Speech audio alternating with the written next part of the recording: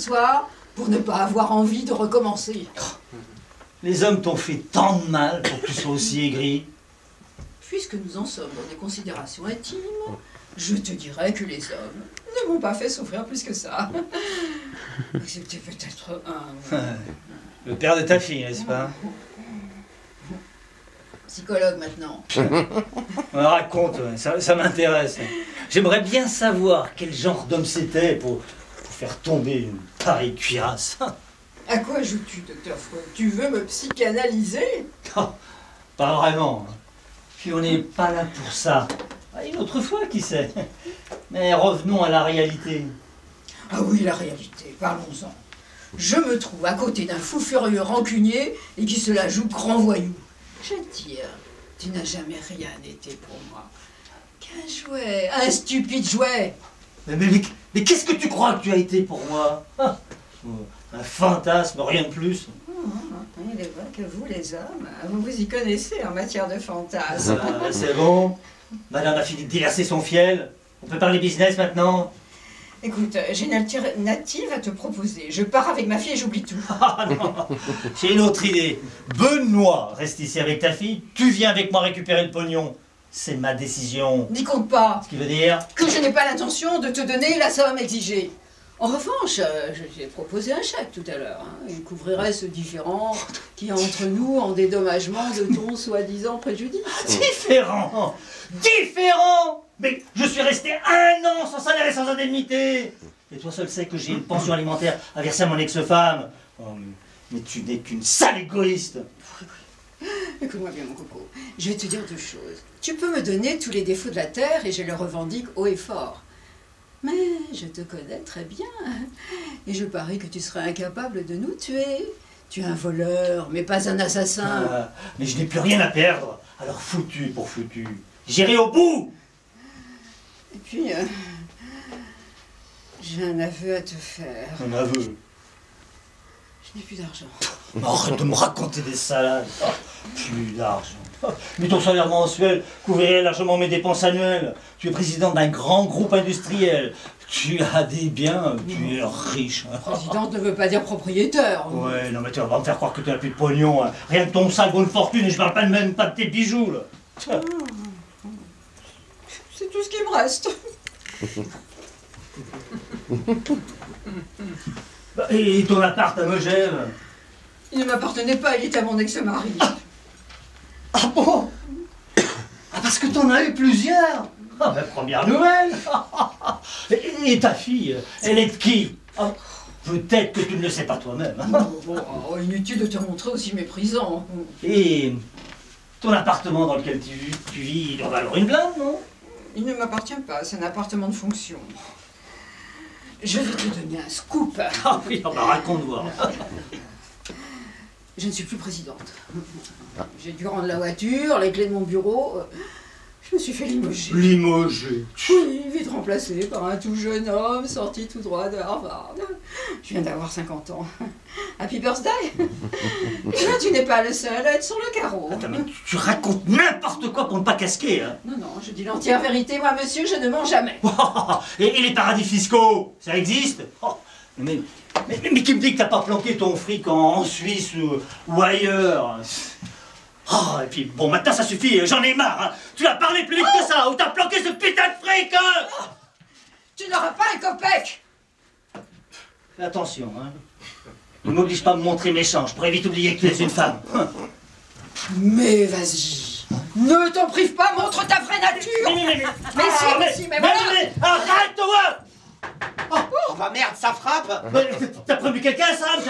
Tu n'as pas fait ça! C'est foutu, elle a dû prévenir la police! Bah non, je vous jure que non, enfin! Moi je ne te crois pas! Réfléchissez 2 minutes. Si ma mère avait prévenu la police, elle serait là depuis longtemps, vous ne croyez pas? C'est une simple visite, un squatter, je sais pas moi.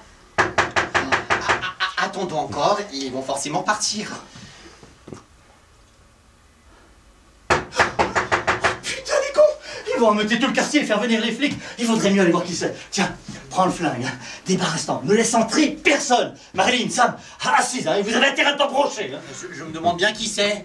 Bien, ça doit être un sans-abri qui doit vouloir passer une nuit au chaud, je sais Ah pas. bah oui, c'est un squat ici, tout le monde a le droit d'entrer. Mais on a mis une pancarte bien en vue, risque d'éboulement. Ah, décidément, vous avez pensé à tout. Laissez-moi entrer, jeune homme. Impossible, c'est complet. Oh, mais il fait un frais de canard, vous n'avez pas laissé une pauvre femme dehors, je vais juste passer quelques heures. Bah, je vous dis que non.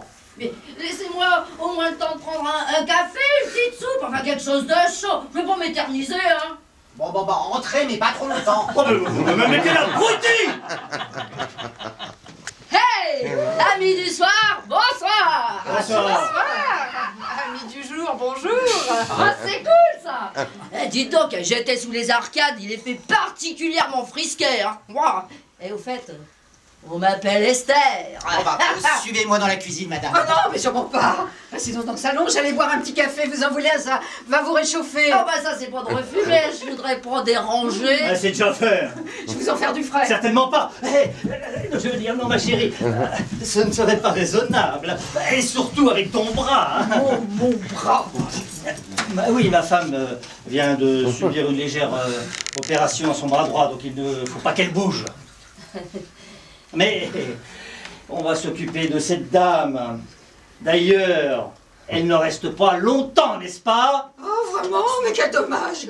J'adore les visites. Avez-vous faim? Oh là, combien? Ça fait belle lurette que j'ai pour manger, moi. Bah, Benoît, soyez gentil d'offrir le sandwich qui est là, à notre invité mystère. C'est sympa, mais j'espère qu'il est pas au camembert. Et au jambon. Oh, vous auriez pas un petit cornichon, là? Non. Oh, c'est bon, hein, je serais bien contenté. Allez nous envoyer ravis. C'est pas du Beaujolais que je vois là? Oui, je suppose que vous aimeriez bien y goûter. Ah ouais, mais alors, juste un chouïa. Vous avez bien raison. Un bon verre de vin, c'est excellent pour la santé. Je vais vous Ah, non, servir. ne bouge pas, mon cœur. Marilyn ira vous laver un verre, n'est-ce pas? Mais vos désirs sont des ordres. Je vous accompagne, Marilyn. Oh, bah, dis donc. C'est beau l'amour, hein. Vous n'imaginez pas à quel point. Vous êtes mariés? Oui. Bah non. Oh, bah, vous êtes un drôle de couple, hein. Un couple très fusionnel, je l'ai vu dès que je suis rentrée. Hein. Ouais, tout le monde le dit. Et vous, êtes-vous mariés? Oh, bah, je l'ai été par le passé, hein. C'est un sacré gaillard. Pas plus gros qu'une arête de poisson. Et alors, d'une jalousie. Mais alors ça, Alors là, ça, c'est un trait typiquement masculin. oh bah ça, l'amour, c'est comme le potage. Les premières cuillerées sont trop chaudes et les dernières trop froides. Merci Jeanne. Hein? Bah Jeanne Moreau, quoi. Oh. Et la jeune fille, là. Ah, Marilyn est ma fille. Ouais. Et le jeune homme, c'est Benoît.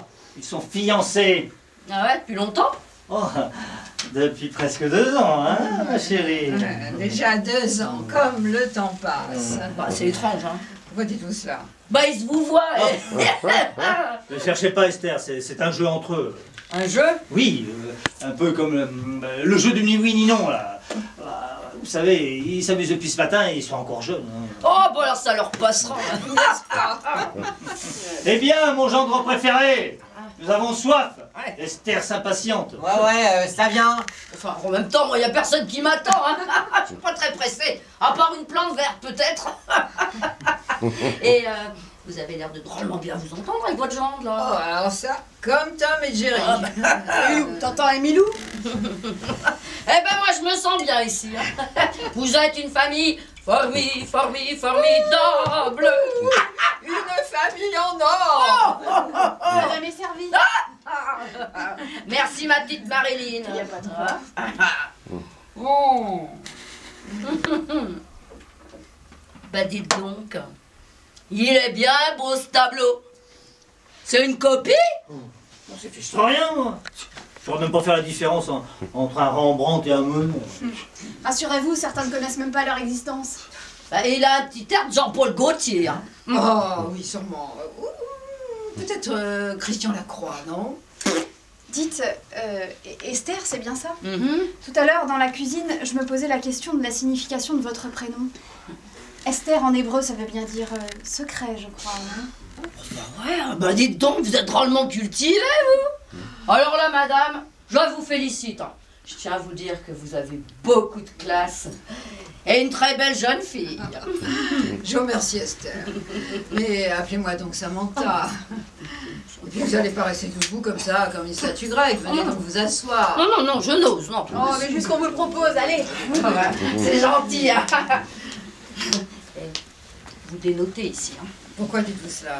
Bah, rapport à votre tenue, là. Vous êtes la seule sur votre 31, parce que alors les autres... Ouais, Marilyn, tu es sûre que Esther ne voudrait pas plutôt dire curieuse? Ça va, j'ai ce vilain défaut, je pose toujours beaucoup trop de questions. Oh. Vous savez, ça me dérange pas. Moi aussi, d'ailleurs, j'ai ce vilain défaut. Ça doit être un très bien féminin. Oh, figurez-vous que je devais me rendre au restaurant. Ah bah dis donc, il devait être classieux, hein. Pardon? Restaurant. Bah rapport à votre tenue de gala, là. Et moi, je suis jamais allée dans ce genre d'établissement. Hein. Ça doit être chouette, quand même. Bon, enfin bon. Un jour, peut-être, si mes affaires se portent bien... Non, vous êtes dans les affaires. Bah ouais, on va dire ça comme ça. Et vous deviez aller où? Enfin, je veux pas me montrer trop curieuse, hein. Chez Maxime, se connaissez-vous? Bah, j'ai vaguement entendu parler d'un resto qui s'appelle Chez Max. Max. Chez Max. Oui, bon, ça doit pas être le même, hein. Il est sur la Nationale 12 du côté de Dreux, alors... Bon, puis alors, moi, je suis pas parisienne, hein. Eh? Parisienne?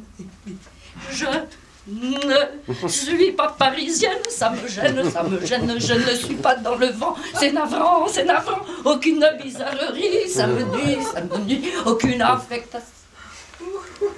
Je résiste jamais, Excusez-moi. Et vous n'y allez plus? Pardon? Chez Maxime. Oh non. Un empêchement de dernière minute m'oblige à différer ce projet. Pas grave au moins. Non, sinon sans gravité, non. Figurez-vous que ma Jaguar est en panne sur la place des Vaux. Oh, ben alors ça c'est le joint de culasse, hein. Ah non, mais moi je m'y connais drôlement bien en bagnole, hein. Bon allez, faut dire que mon père était garagiste. Alors à chaque fois que je rentrais de l'école, il m'apprenait à réparer les bagnoles. Oh, faut que je vous en raconte une bien bonne. Ah non. Nous vous remercions, Esther. Un autre jour, si vous voulez bien. Nous avons pas mal de choses à faire demain. Ma femme et moi, nous devons nous pioter, nous coucher de bonne heure. Bah, je voudrais pas déranger, hein.